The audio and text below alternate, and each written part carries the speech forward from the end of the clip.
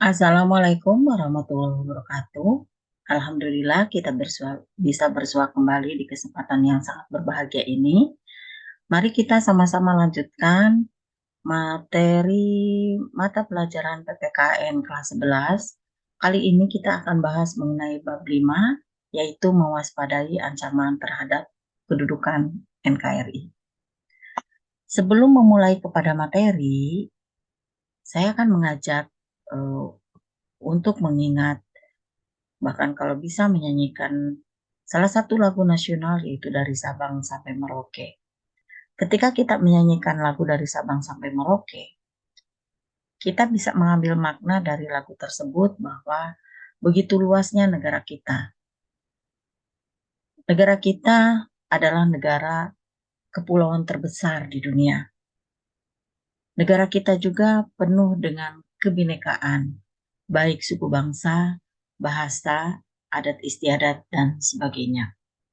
Kalau kita bicara mengenai kebinekaan, maka kebinekaan bisa dikatakan juga sebagai potensi, bisa dikatakan sebagai suatu ancaman. Bila bicara mengenai kebinekaan dikatakan sebagai potensi, maka akan membuat bangsa kita menjadi bangsa yang besar dan memiliki kekayaan yang melimpah, baik kekayaan alam maupun kekayaan budaya yang dapat menarik minat para wisatawan asing untuk mengunjungi Indonesia. Bila bicara mengenai kebinekaan sebagai tantangan bahkan ancaman, maka mudah membuat rakyat Indonesia berbeda pendapat yang dapat membuat emosinya lepas kendali, kemudian mudah tumbuhnya perasaan kedaerahan yang sempit, yang bisa sewaktu-waktu dapat menjadi ledakan yang mengancam integrasi nasional atau persatuan dan kesatuan bangsa. Kita ketahui bahwa posisi wilayah negara kita adalah sangat strategis dan potensi kebinekaan bisa mengancam integritas nasional. Kita pahamkan terlebih dahulu apa itu integrasi nasional. Integrasi nasional adalah usaha dan proses mempersatukan perbedaan-perbedaan yang ada pada suatu negara sehingga terciptanya keserasian dan keselarasan secara nasional. Ada hal-hal yang bisa menjadi ancaman bagi integrasi nasional. Kita pahamkan terlebih dahulu apa itu ancaman.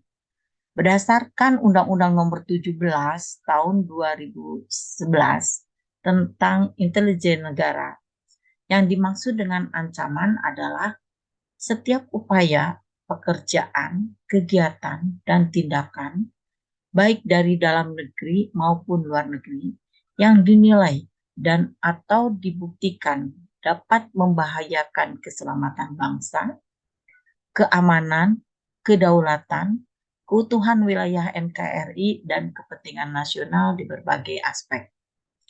Dari pengertian tersebut disimpulkan ada dua bentuk ancaman, yaitu ancaman militer dan ancaman non-militer berdimensi Ipolexosfood dan teknologi informasi.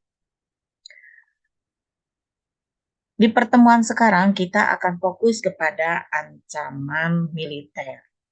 Ancaman militer adalah ancaman yang menggunakan kekuatan bersenjata yang terorganisasi yang dinilai mempunyai kemampuan yang membahayakan kedaulatan negara, keutuhan wilayah negara, dan keselamatan segenap bangsa. Dimensinya adalah dimensi pertahanan dan keamanan negara. Apa saja bentuk ancaman militer? Bentuk ancaman militer bisa berupa pelanggaran wilayah, agresi oleh negara lain, spionase, sabotase, aksi teror bersenjata, pemberontakan bersenjata, atau perang saudara. Bagaimana strategi dalam menghadapi ancaman militer? Yang pertama, kita menggunakan sistem pertahanan dan keamanan rakyat semesta atau SISHAM Kamrata. Sistem pertahanan dan keamanan rakyat semesta pada hakikatnya adalah segala upaya menjaga pertahanan dan keamanan negara yang seluruh rakyat dan segenap sumber daya nasional, sarana dan prasarana nasional, serta seluruh wilayah negara merupakan satu kesatuan pertahanan yang utuh dan menyeluruh. Yang kedua, meningkatkan keamanan. Yang ketiga, mengajak masyarakat untuk saling berkomunikasi atau sosialisasi pentingnya peningkatan keamanan. Selanjutnya adalah mencari bibit-bibit unggul untuk dijadikan menjadi prajurit TNI. Sistem pertahanan dan keamanan negara yang bersifat semesta atau sishan kamrata memiliki ciri, yaitu kerakyatan. Maksudnya diabdikan untuk kepentingan seluruh rakyat. Kemudian yang kedua adalah kesemestaan, yaitu pendayagunaan seluruh sumber daya nasional. Dan yang ketiga adalah kewilayahan, yaitu pertahanan dilaksanakan secara menyebar di seluruh wilayah NKRI.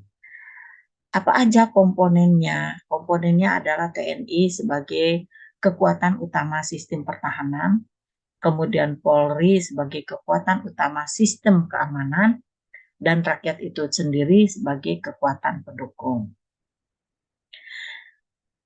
Itu adalah ancaman militer yang bisa mengancam integrasi nasional. Saya cukupkan untuk penjelasan materi bab 4, bab 5 mewaspadai ancaman terhadap kedudukan NKRI. Nanti dilanjutkan di kesempatan berikutnya.